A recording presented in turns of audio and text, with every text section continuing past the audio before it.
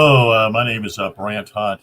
My channel is on YouTube, Discerning What is True. I am continuing my reading tonight from the book of Ascension, speaking, that is the book by Phil Langdon. Phil Langdon is a guy who lives in London, England, who has gone through the Ascension movement. I wouldn't say movement, but actually went through the Ascension himself back in 2014 when he visited the temple in Cambodia and had his ascension there. And since then, he's been pretty active, basically writing some books on that particular experience that took place in his life. And he's written, I think, 4 books, maybe 5. And so I'm sharing from one of his, actually his largest book at this point, called Ascension. And I'm going to be reading Mundi Chapter 9 from the book that he's written. And we're going to get to that right now. So thank you for being here. Thank you for your attention. This is all new to me, but I feel it's very valuable for those who are seeking truth. Very few people are aware of something of this nature. And I don't know of anybody who has actually gone through anything of this nature except Phil Langdon. Scripture says something interesting. And I'll point this out to those that you to understand this. There's only going to be a few who actually to ascend. Scripture makes that very clear in Matthew. Many people call themselves Christians today, and probably over 1 billion, if not more, claim that they are Christians. And that's not a few, folks. That's many. And there may be maybe 2 billion, who knows? And that could go across the board with other particular religions. At one time, there were what we call mystery schools on this planet.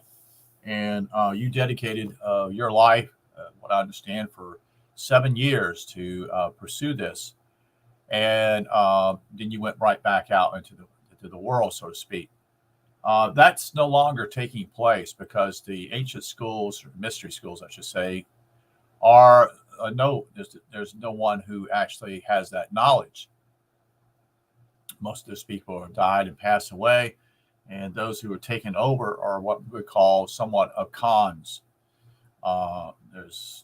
Everything's become what I call a popularity contest or a smorgasbord of spiritual thoughts, but have very little to do with any kind of experiences taking place with people. Most of it's rooted in money, meaning if you pay me so much amount of money, I'll train you in this particular spiritual teachings. Well, that goes contrary to what even Jesus did. Jesus didn't get paid to tell the truth, folks. He just spoke it. Okay. And again, let's make this clear. The literal interpretation of Scripture is not going to get you anywhere. It's not. I've been involved in it. My life, I've been in the church for over 40 years of my life. Went to seminary and studied church history and came to the point simply something's wrong here. And it is something wrong. Because I never experienced anything at all. What Phil Langdon expresses in his books here, and what he actually took place when he went to Cambodia. So we're going to go to chapter 9 here, and here's the first is a riddle of the Sphinx. This is a quote. Which creature walks on 4 legs at dawn, 2 at noon, and 3 in the evening? Ancient Greek riddle of the Sphinx. According to the Greek legend, a man named Oedipus gave the correct answer to the riddle as man, at which point the Sphinx gladly killed itself, since it was said to be tired of killing those that could not answer. Sphinx is a Greek word meaning to strangle, and obviously is not the original African title. Interesting, the character Orpheus kills his father and marries his mother. Killing his father in terms of the hero story may be taken in recreating the emerge from creation that becomes the new ruler, like Marduk, replacing King Yu. The previous version is replaced by the new, so to speak. This is precisely what we have in the epic trilogy, even with Star Wars, with Luke Skywalker overcoming his father, who had become the Darth Vader, a evil tyrant. He is a man that walks on 4 legs as a baby, 2 as an adult, and 3 as a senior with the aid of a walking stick. However, the son as the human psyche / ego also fulfills these criteria in that the rising sun was depicted as Kherapri, Khepri, as a scarab beetle, scarlet beetle, Scarab beetle. Noonday sun was Ra, that is high god, and the setting sun was Atum, or Amun, meaning Amen. An old man with a walking stick. In the Mysteries of Ancient Egypt by Lauren, Lorna Oakes, Oakes, and Lucette Gahlin, Gahlin, published by Annes, Annes Publishing in 2015. The author writes, the god Khepri, which literally means he who is coming into being, was a creator and a solar deity. He was represented as a scarab or dung beetle, or as a beetle head man. The choice of dung beetle to portray a creator god and the manifestation of the rising sun is significant because the activities of such a beetle. It was observed to roll its eggs in a ball of dung along the ground, and the ball was identified with the sun. The baby beetles were seen to emerge from the dung as if life was emerging from the primordial mound, and so dung beetles were thought capable of spontaneous creation. Sphinx represent various key qualities of man and were a regular part of ancient Mediterranean cultures, including Persia and Mesopotamia. The ancient Middle Eastern territories taking a variety of forms as a compasses creature.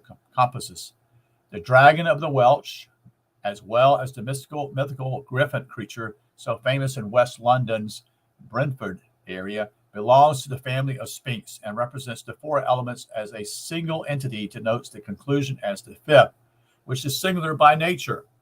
The 4 elements of the griffin are essentially the same as a dragon, since dragons have claws that grip the earth, scales like fish that swim in water, wings that fly through the air, and breathe fire from their mouth, in contrast to the fish scales of a dragon. The griffin emphasizes a lion's body, like the Sphinx at Giza, but also a bird-like Horus. As already shown, the head of a lion has the same shape as the pineal cloud.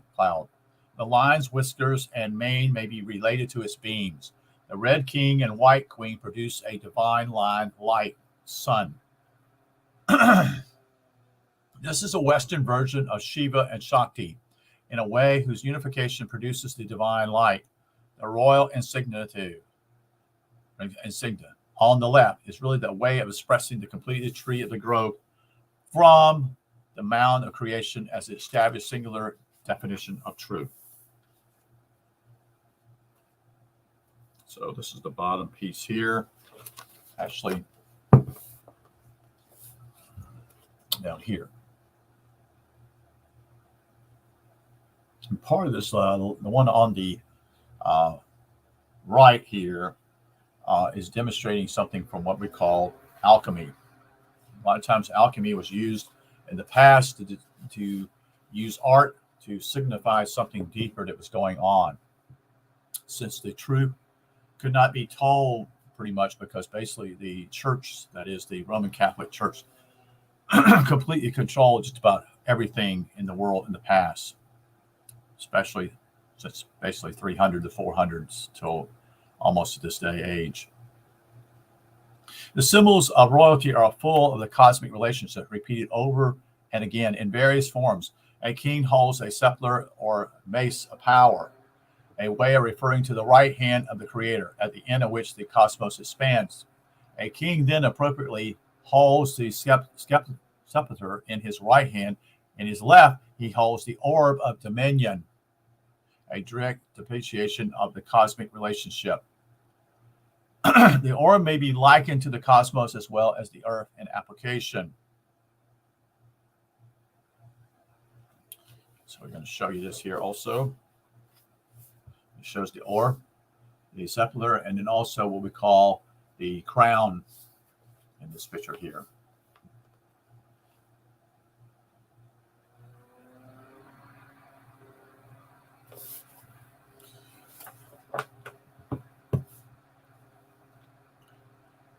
The Sphinx is the 10th object at Giza, aside from the 9 pyramids in total, denoting the completion of the tree of life.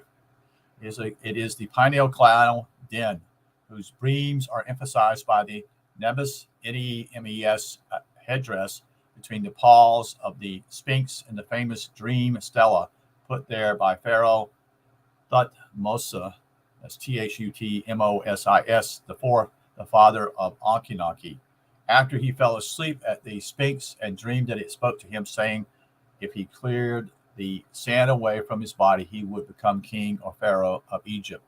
The stela states that the Sphinx is the embodiment of a great and magical power that exists in this place from the beginning of all time.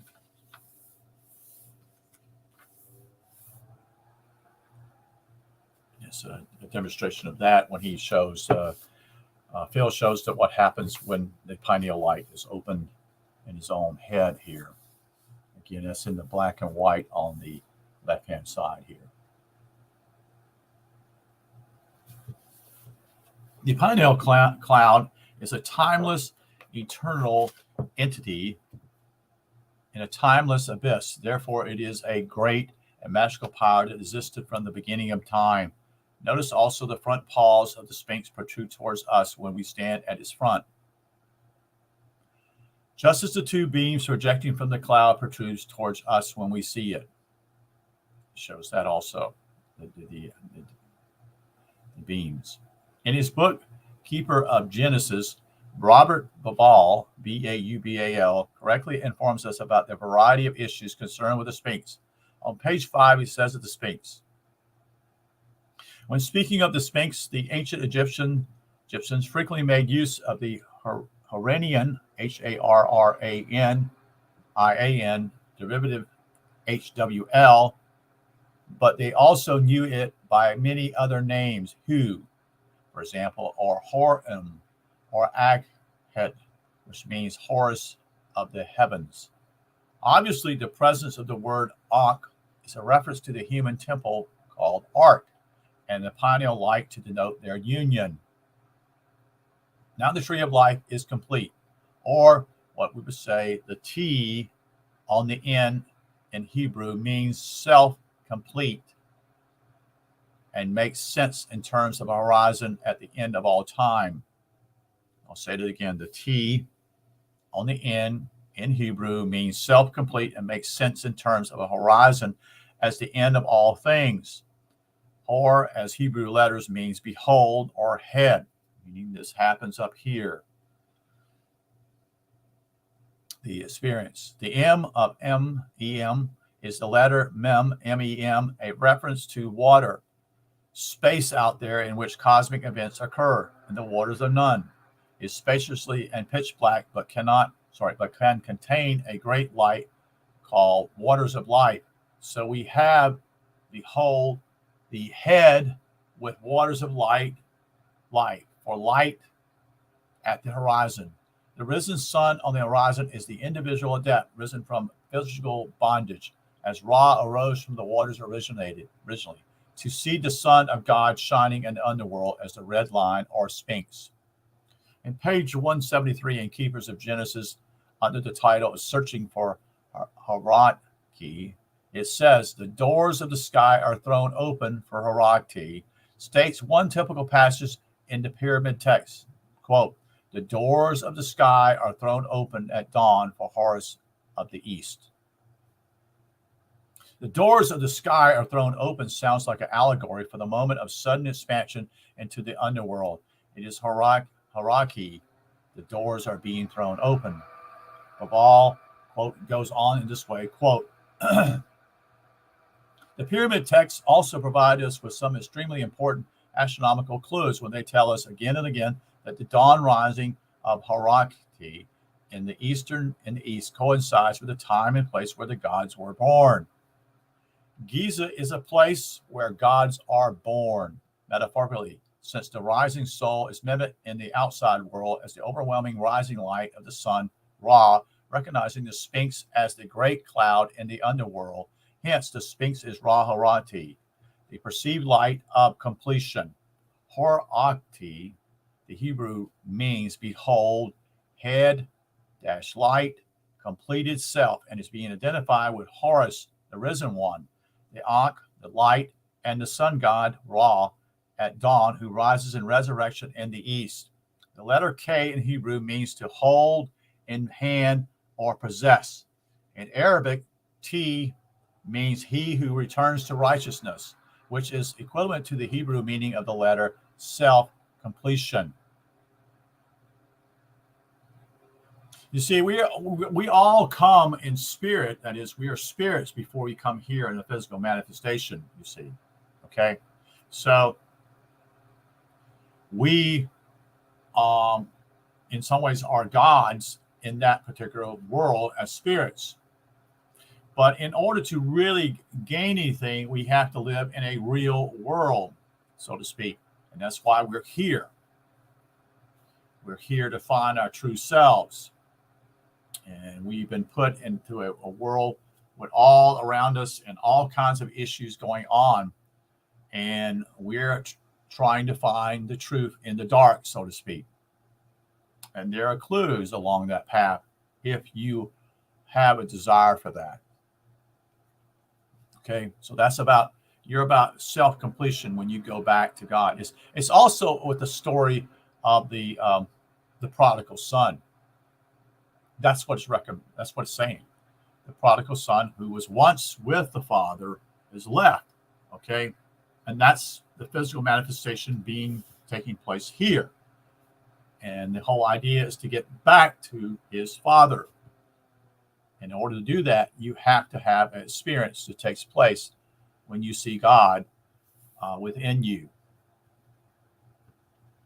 So Ra Harakti in Hebrew Arabic form means head, sees head in possession of righteousness.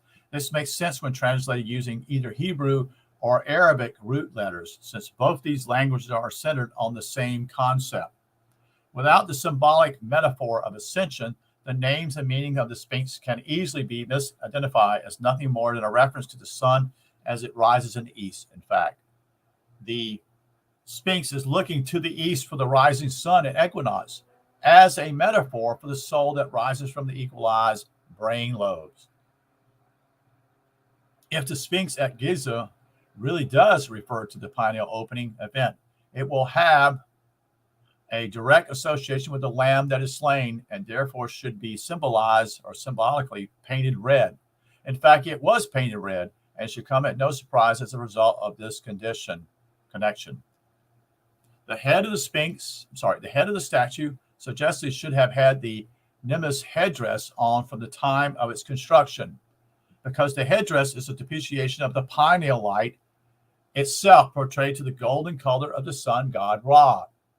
That is seen rising in the east at equinox, the very direction of the Sphinx gaze. In contrast, the Sphinx is thought by the so-called rogue Egyptologist, that is John Anthony West, as having been a complete lion stature in its original state, as if the head was recarved. This was partly due to the very early projected date of its construction, suggested also by his fellow researcher Graham Hancock and Robert Bavall, along with the weather erosion analysis carried out by the geologist named Robert Schoch, Schoch. However, Sphinx statues in general were always composite figures depleted with a variety of animal compositions, such as a feline body topped with a ram's head to represent various aspects of the human being. So to have a unique statue in the world that only represents a lion goes against the common conjunction concept of a Sphinx. Having said that, you never know. It could have been a unique, complete lion as Yaldabaoth, the lion-like ruler of the underworld. There's said to be another Sphinx at Giza at the distance from the one we all know, as if the two lines see the rising and setting of the sun at equinox. In Africa, Kemetic, that is the Kemetic culture, the two Aker, A-K-E-R, lines represent the past and the future, or yesterday and tomorrow. You cannot go into the past. You must know yourself. That is, the line represents the soul of the ancestors, spirit, culture, and bravery, wisdom, and patience. It is also associated with the letter T, in that the house of bread is completed with the light when the sun completes its arc through the year from the day and the circle is square.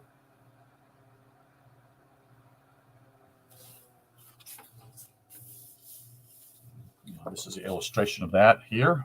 You can see it's in a golden color here, so it might be hard to see at the top here of the page of his book.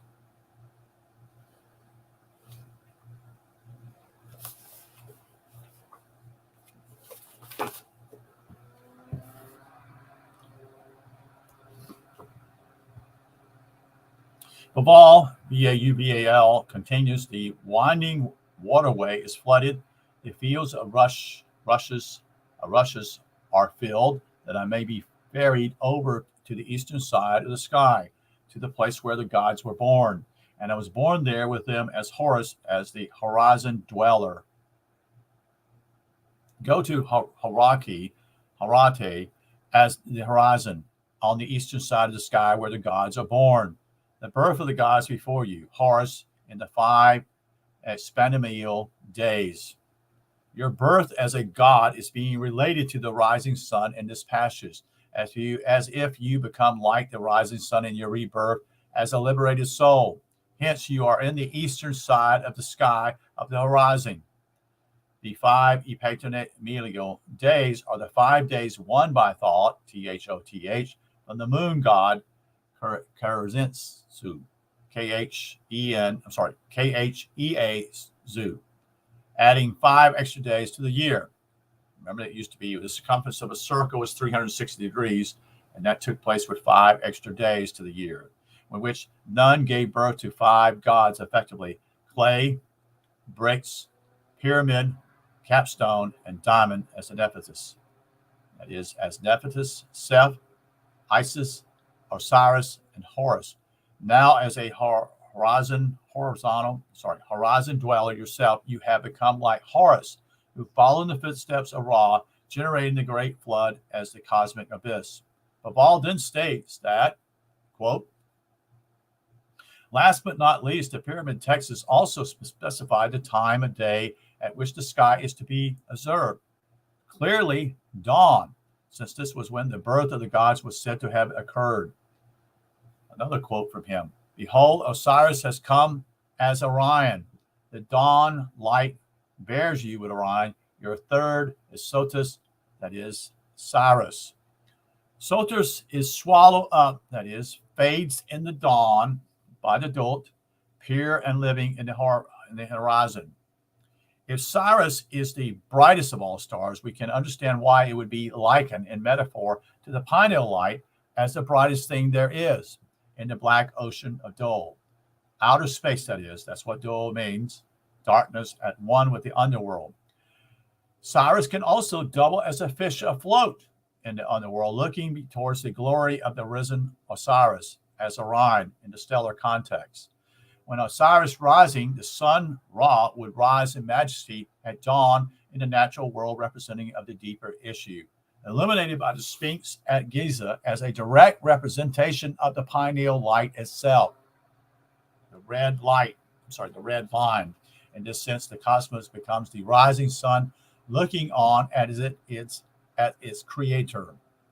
The rising of Sirius or Isis herald the flooding of the Nile each year as a natural world allegory to the flooding/expansion of a consciousness and consequently fertility of the mind. If Sirius is the brightest star in the sky that coincide with the Nile flood, it is natural choice for Isis as an allegory for sexual flood within her womb, since Orion nearby was already chosen as her consort, Osiris.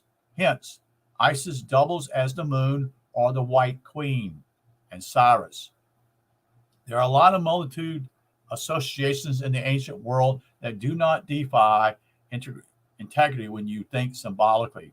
The moon is also thought, Thoth, because of its association with the light of the pineal.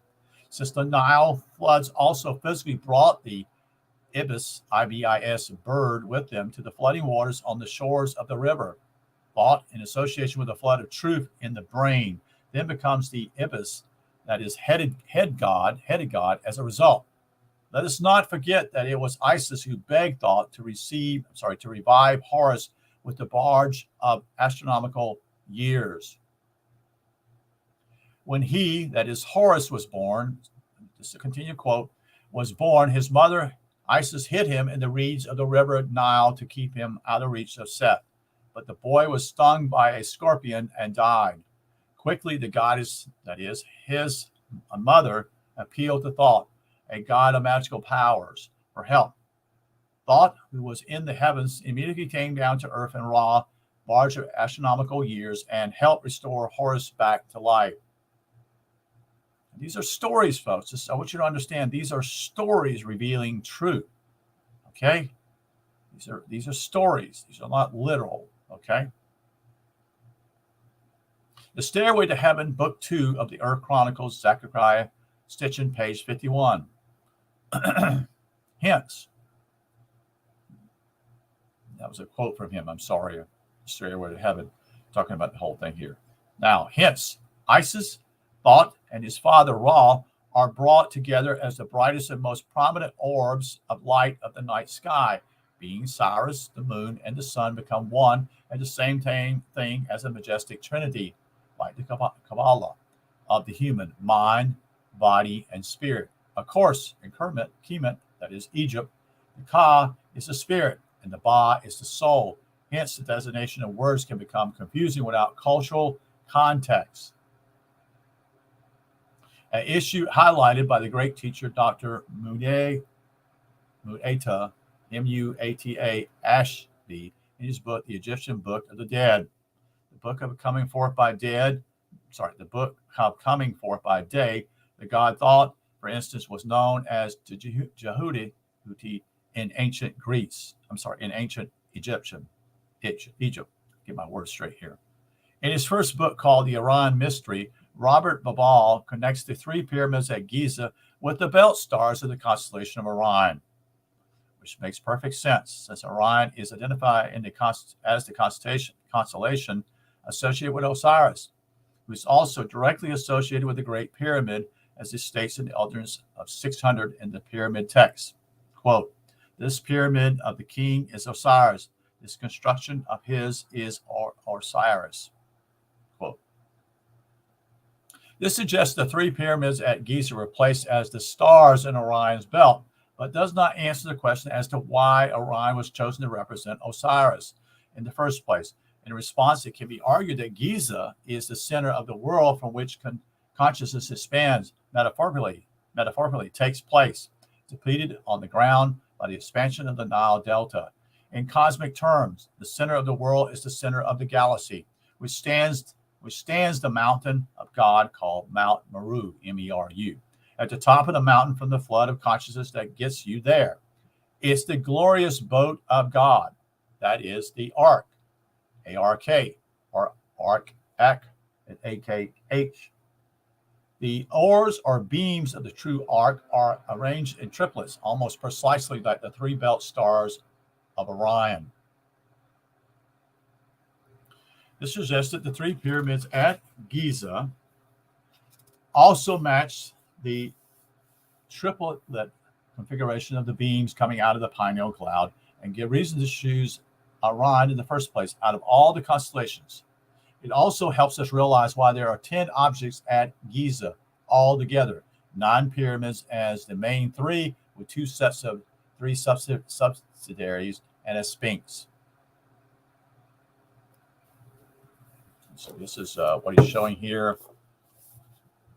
Cyrus being one of the particular stars in the Orion constellation. And then he shows what he calls the beam projections that positions what took place in his own head, the top of a cloud.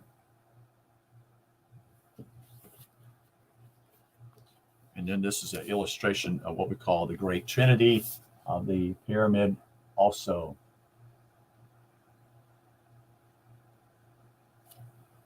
They're referred, I think what I recollect is simply is that they're the father, the mother, and the child.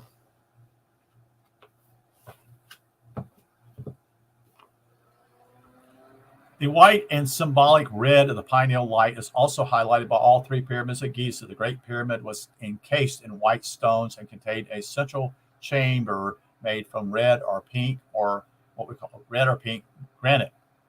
The Pyramid of Chephren, Chephren, next to it, was also cased in white stone and has a connecting causeway aligning to the rising sun at equinox, linking to the Sphinx, which is red.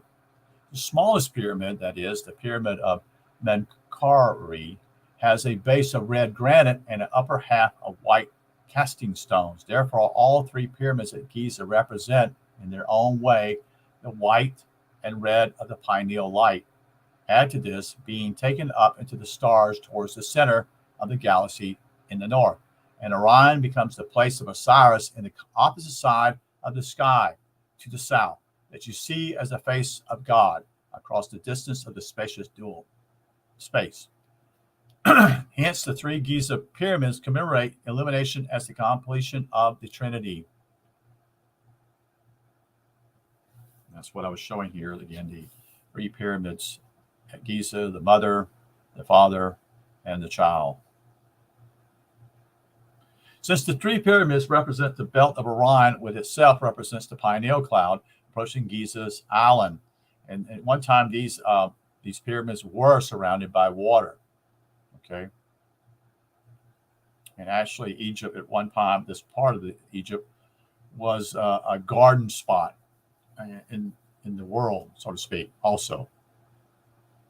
Would be a commemoration of the event with these clouds. Sailing around the island would amount to approaching the cloud. In terms of creation in the galactic sense, the concept of salt water and fresh water in the Babylonian recording is fulfilled by the Great Pyramid as it cleans salty Nile water and produces fresh water to drink that is infused with monatomic elements like gold and silver. This means the Great Pyramid produced Armus, A-R-M-U-S. Surprisingly or not, a French researcher called Antonio Gilgal has confirmed that Giza used to be an island harbor. The boats buried around it are testaments to this.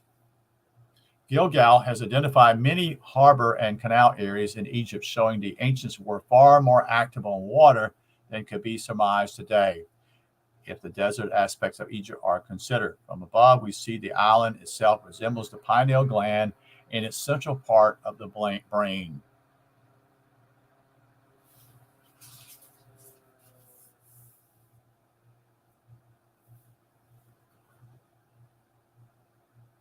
He illustrates that here with this particular piece in this book.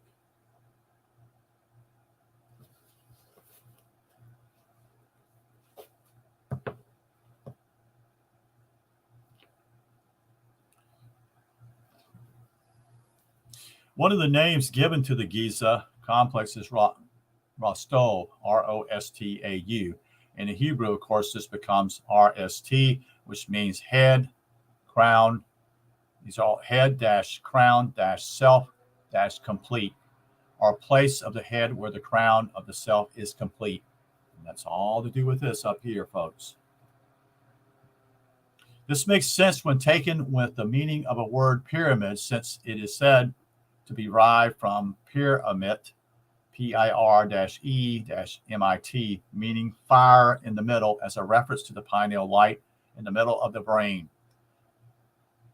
The African name of the pyramids is Merkut, M-E-R-K, Mekot, Sur, S-U-R, place of ascension. Interesting that name means place of ascension.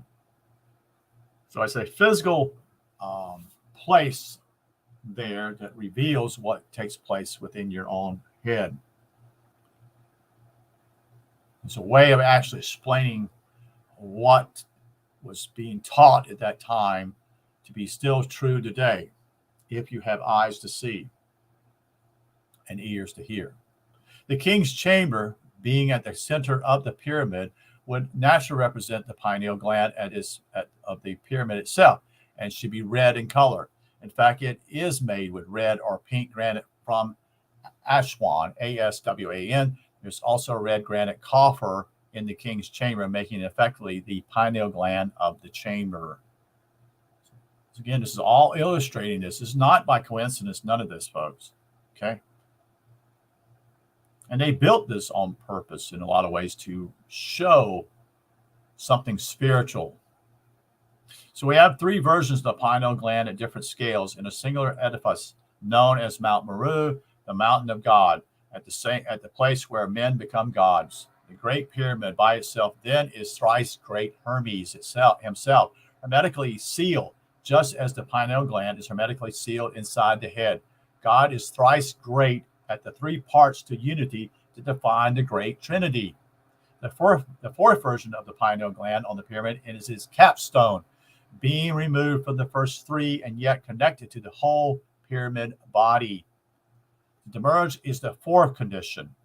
Hidden in the underworld, the brain has 3 layers and 4 physical parts, as well as 4 psychic aspects. All things are present at once, just as they are in the Great Pyramid. In the name of Hermes Trismegistus is the word tri, T-R-I, meaning 3, and magistus or magi, magicians, meaning wise men, giving the 3 wise men. Again, an illustration of what took place with even the story of Jesus' birth. All this just connects, folks. It connects. So that means wise men. They're magicians. Since Hermes is essentially the Greek version of thought, meaning truth, Hermes Trismegistus reads as truth 3 times. Thought is also the basis of the word thought, T-H-O-U-G-H-T, which obviously occurs in the head, the center of which lies the truth itself. Hence, the Great Pyramid is Hermes Trismegistus. When the indica of Heliopolis is compared to the Great Pyramid, the 9 gods become its 9 total corners, since the capstone has 5 corners itself. Yet the pyramid is the mound of creation that rises from the primeval waters of the Nun with the Ankh on top of it. Atum Ra becomes its square circle base as he calls out to Ra in the cosmic mirror of oneness. In this context, Atum is the pyramid base of 4 to emerge as the manifest reflection of the infinite truth of Ra, the representation of Monad of God, whose expression is the infinite circle, just as the sun is the point or circle in the sky. Squaring a circle using only a compass, pencil, and ruler also produces a perfect pentagon from an entity vesica's shape, created while constructing the square. This method is reproduced in Robert Lawler's book called Sacred Geometry, published by Thames and Hudson, and shows that by making 4, you also make 5 in this context.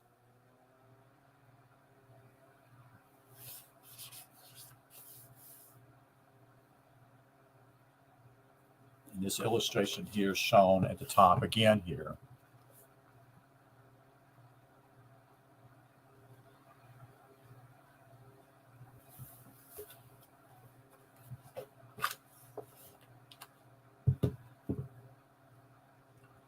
So in geometric terms, the king's chamber floor continues the geometric metaphor and has the form of a double square, just as the throne of Osiris shows the projection of a small square to a larger one.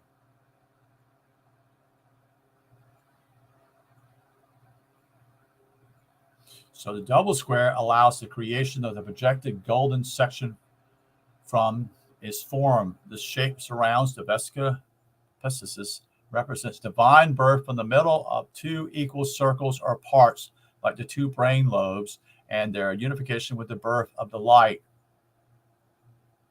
So I just give you an illustration, if I could say this, okay?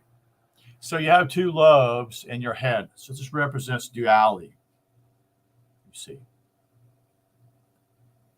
And these are brain lobes. And what you want to do is you want to unify that and become one, which is singularity. This is why you have two brain loads, because you're divided. There's divided and your duality within you. And the whole idea is the duality is for you to see not only what is right and wrong, but also give you illustrations something's wrong in your head. You see, you're not seeing correctly, and you need to unify that. And that's part of the pineal gland. It does that. And that's when it becomes unified. And I was talking with Phil today, and he explained that simply is that when he had this whole thing, and since then he's basically said something changed in my head. He says I can feel it. It's different than what it was before. So he can feel something's different in his head because of what took place at Angkor Wat in the Cambodian temple. The mythical Jesus is often depicted emerging from within a viscous Pisces shape to represent divine birth. The diagonal lines between two opposite corners across the full length of the double square forms a line inside the upper square that creates a golden extension from the original unit. This is illustrated here in this lower part here.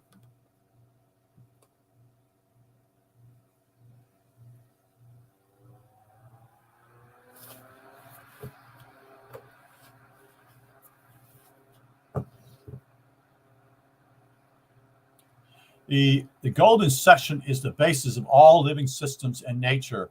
It is the projective principle at the root of all physical manifestation, from the spiral arms of galaxies to the growth of plants and animals like the Nauticus shell is in this geometric symbolism. Then we see the nature of Osiris portrayed as not only the entire world of humanity in Andromeda's anthropomorphia form, but all of nature as a totality or culmination, just as the Ark of Noah contains all the animal and vegetable kingdoms at that time.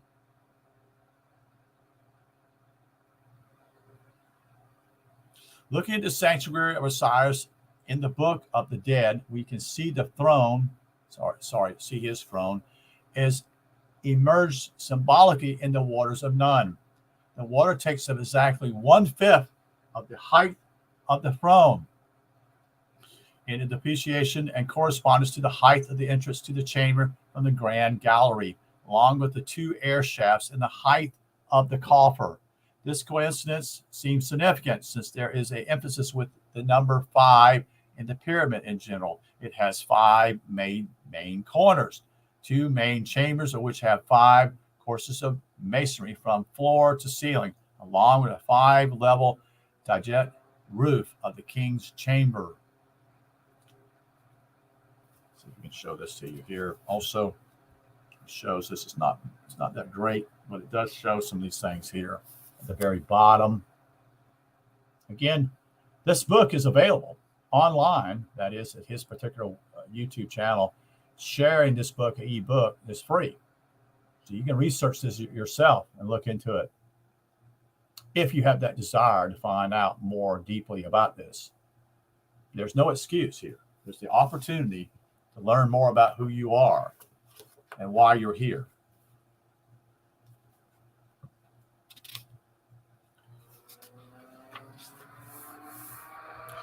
In his book, The Sacred Magic of the Kabbalah, Manly P. Hall states that, quote, the mystery of the number 5. Quote, 5 is the hand of the philosopher. It is made up of the 4 elements plus spirit, which, like the coordination between the human thumb and the fingers, cooperates with the 4 elements, but is not with them, for it works by opposition. 5 is called the Christ, and in Tarot, it is the Hierophant or priest. Hierophant, a priest. Let's see if I can find that card for you here in Tarot cards here real quick.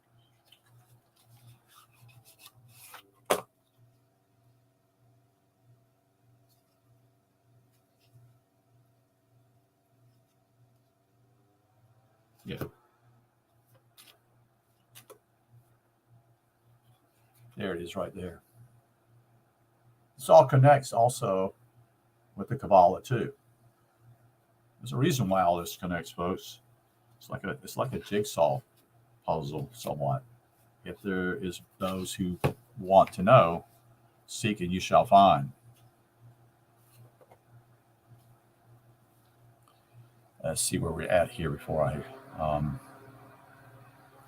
because it is spirit of man rising from the tomb of matter. Those who have lived through the laws of the four and have mastered themselves have become the five, meaning, i.e., liberated from the casket of matter.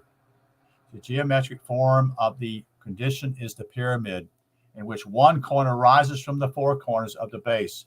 When the four elements have become the pedestal upon which the spiral stands as a city upon a hill, and not with stone walls which close in it in.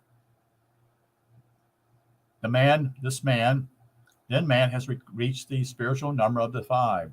Again, that's a quote from Manny P. Hall. The nature of pyramids' internal structure then suggests that the Great Pyramid is supposed to contain water from the Nile when it flooded every year, taken up as if there was a plant itself as an allegory for the plant of consciousness that turns water into fire.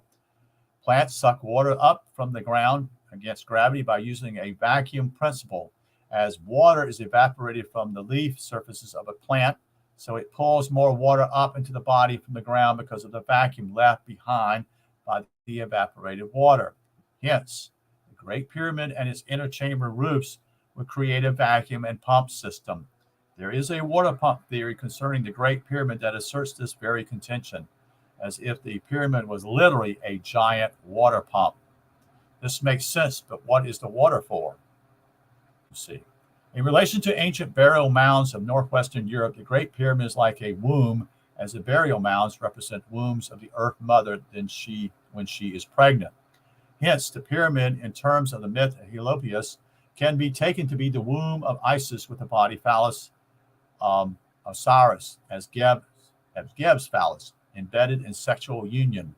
Osiris' phallus had to be artificially constructed by Isis in the myth, since the original phallus was eaten by a fish, a reference to being a cosmic fish in the abyss.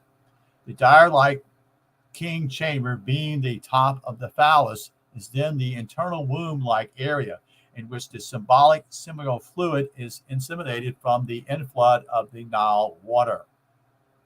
As the king's chamber slowly fills with water, the air flowing through the two opposite air shafts in the chamber would finally be squeezed as the water reached their utmost height and would naturally whistle from the water hammer effect. Resonant vibrations would build in the chamber as if it were a water tank in an attic whose inflow pipe is squeezed as it closes slowly, causing the whole tank to eventually resonate in symphony. Resonant builds from very little input, so long as the vibration continues. With a resonant cavity like the king's chamber, vibrations would build to a high intensity, rising to a level that is limited only by the material used to create the chamber in the first place. Interesting, the position of the coffer in the king's chamber corresponds to the position of the jar of Osiris when compared with Osiris in relief. Vincent Brown, who has a website known as Pyramid of Man, has detailed the north-south view through the pyramid as the view that reveals Osiris standing upright inside the pyramid, as if his whole body is a phallus made of internal chamber ready to metaphorically ejaculate soul in divine union as a sexual act. In terms of resonance, then Osiris is symbolically singing with joy when the chamber is working.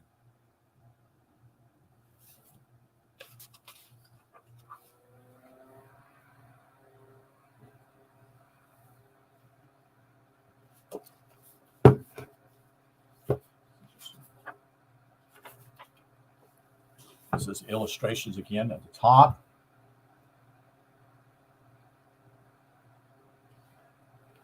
And then this is the illustration down here at the bottom. If you can see it in black, it's pretty difficult to see here.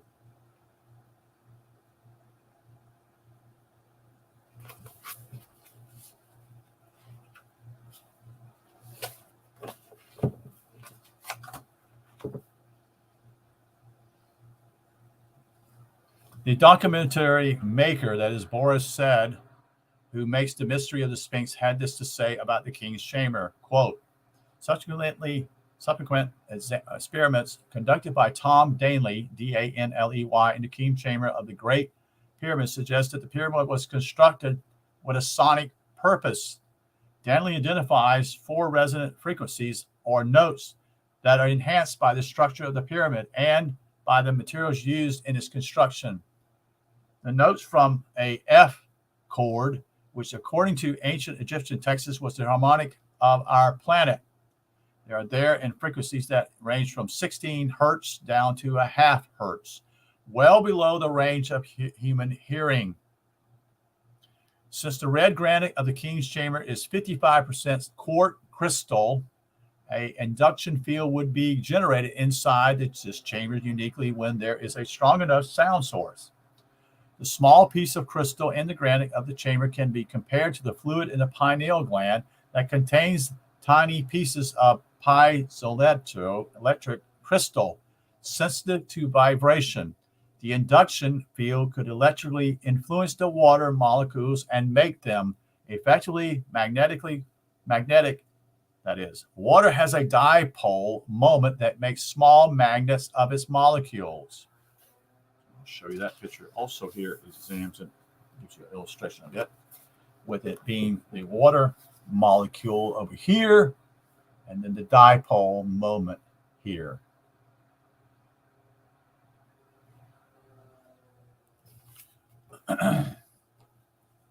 This is fascinating. This is really fascinating.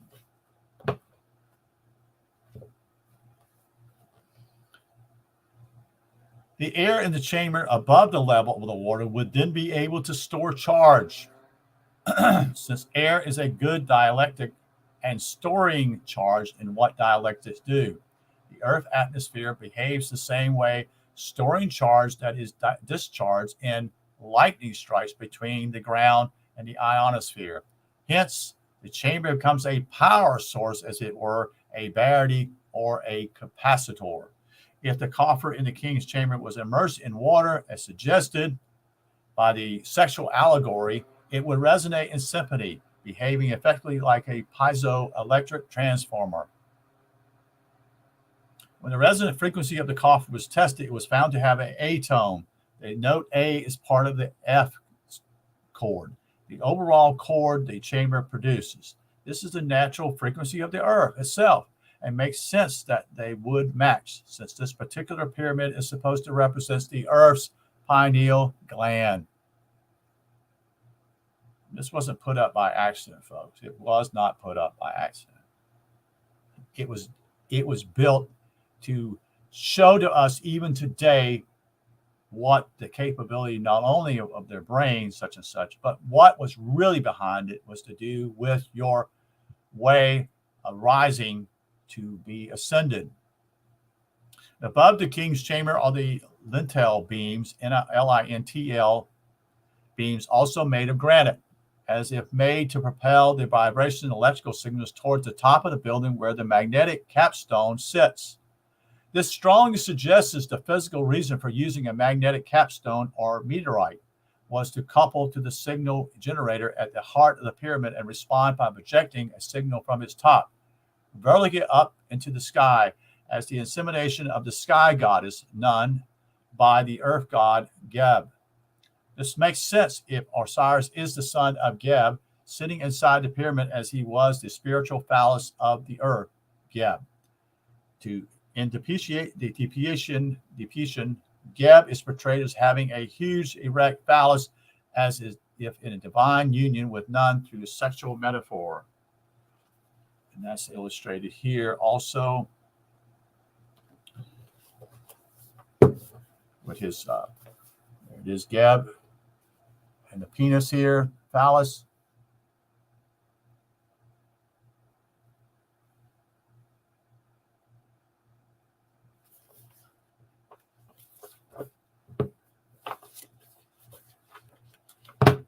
Sorry about that.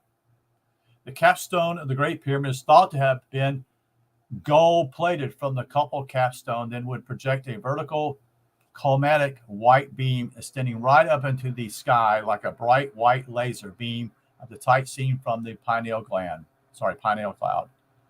In correspondence, it is interesting that the member of the Russian Academy of Science called Vitaly Vitality Goth, G-O-H, who worked for the Russian military for 30 years, used a biolaser in recent years to measure the Earth's core material by matching their resonant frequency with the projected frequency of the biolaser.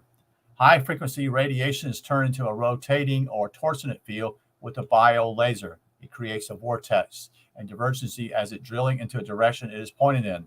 The material inside the vortex is excited, increasing the internal flow to a very high speed.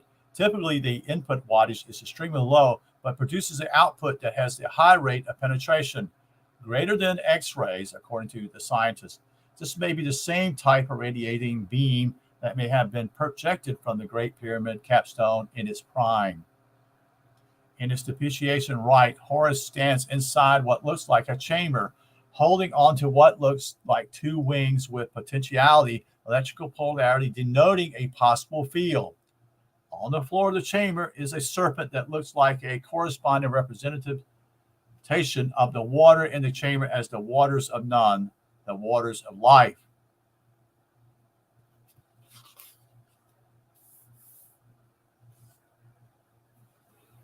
It's illustrated here at the bottom.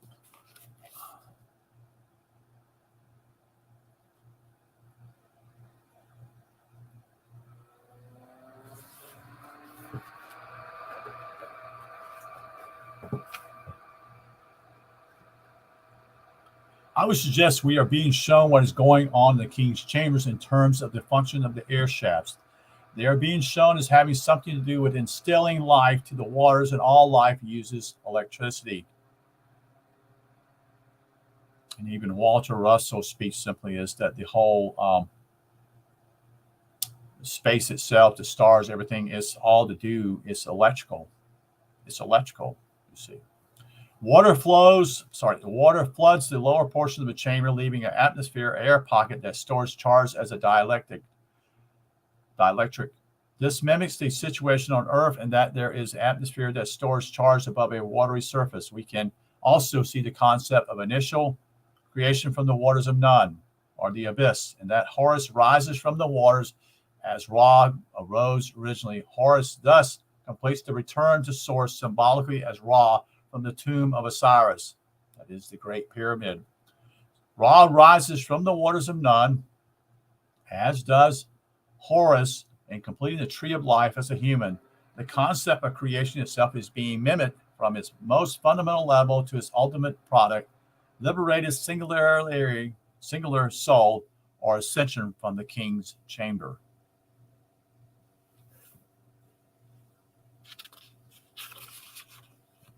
And it's illustrated again here. This right here in the black part.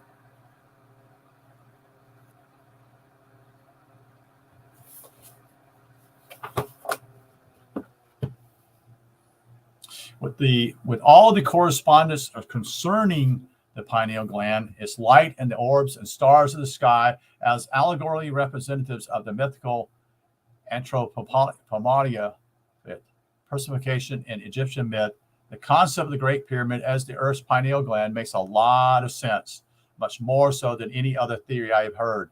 As the amount of creation, the pyramid expresses the primordial state in its innermost chamber as the waters of none, shown as the great serpent that spans the floor from 2 points of seeming entry on the right-hand far side.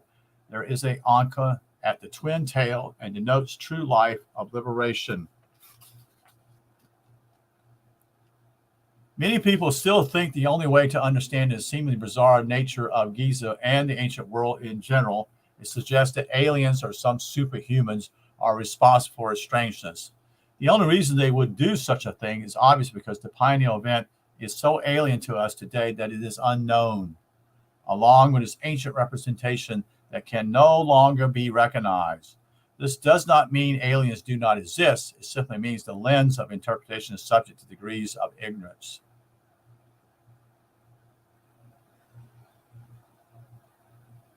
These ancient depreciations all show the same issue from different cultural perspectives. The pineal light is represented in each case. And we're going to show this in the left image here below. I'll show this a little bit later here. Wait till I read it, and then I'll get to it. Below, we see Vishnu with a lotus plant grown from his navel, the flower which is Brahman, the son of God. Below that image is an etching in a metallic plate from South America. It shows what could easily be interpreted as a flying saucer or a magic mushroom. However, the fact that it shows a pyramid, like the pyramid at Chichen Itza, on its surface on either side of the central stairway to heaven tells us a symbolic representation of Axis Mundi, or Brahman, growing from the navel or womb.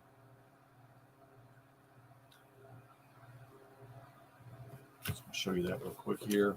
It's going to be, again, hard to see. It's just not a good, you can see it here, but it's hard to see at the very top here.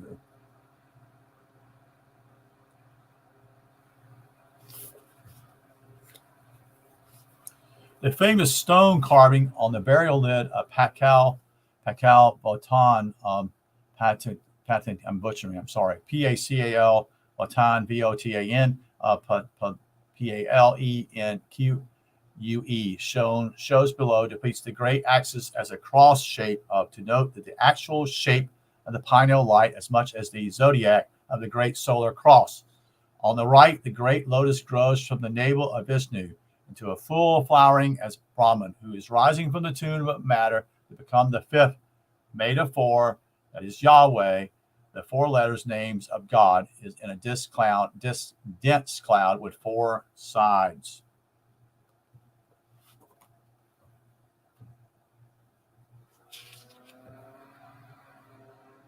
Perhaps the most famous relic of the Maya is their calendar that measures out time in relation to natural cycles. I have never heard anyone state precisely what the core issue connecting this calendar. We have gone past the year 2012 and nothing major happened. There was no end to the world, as was thought by quite a few. This superstition has come from the interpretation of the calendar. But again, we know that people create things, But this is the thing we see, which is a famous thing we have seen in the past.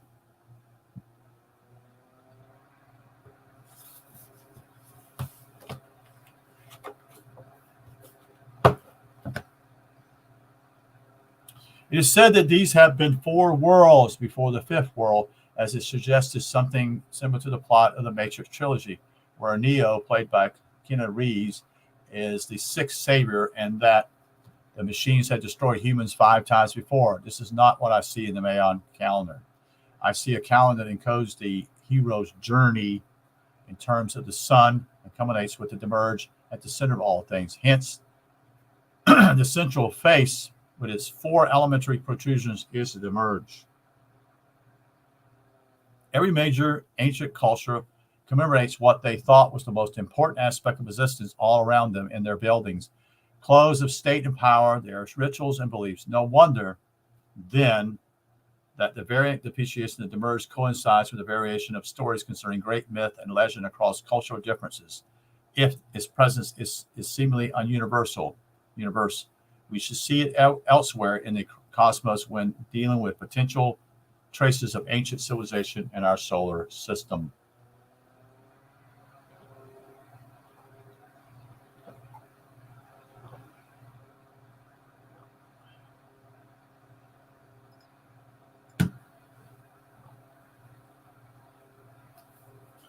Recent images taken of various anomalies on the Martian surface in the region known as Cydonia have revealed surprising correspondence between the ancients of our world and the possibly ancients of Mars. We see the same issue highlighted in their earthworks as on Earth on a vast scale, such as a large lion's head to the left of the famous face of Mars. This may be the same depreciation at the moment of illumination, when you find yourself in the underworld facing the lion-like cloud. So these are 2 illustrations here. He has a circle here, a small circle here, which is the face of Mars, and the rest here is the line here. Okay, the face of the line. It is somewhat difficult to see, but it is there. And then he'll go on and show some parts here, also the bottom part to do with Mars.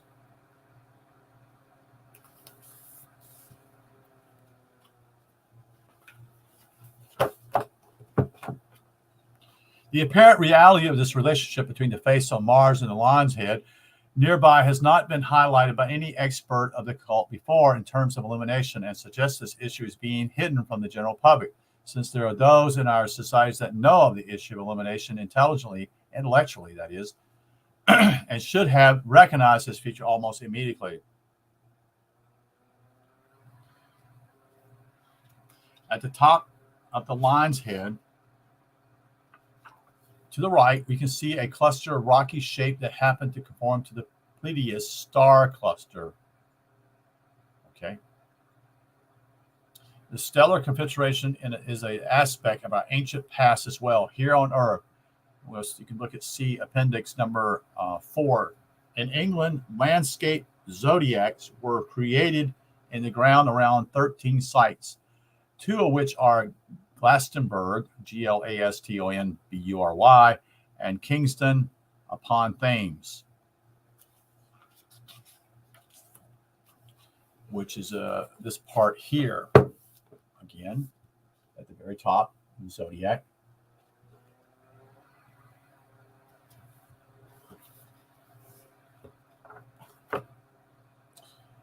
When we examine the features at Sedona, we can see the same features in the earthworks at Avebury in southwest England. Silborough Hill is a spiral mound at Sedona, and Avebury ring matches what looks like a crater. Their relationship matches precisely and shows us a connection between the Earth and Mars in the ancient past.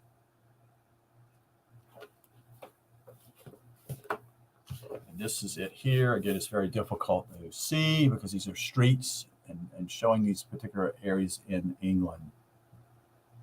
Again, the best thing to do simply is to get the ebook, and then you can see it for yourself.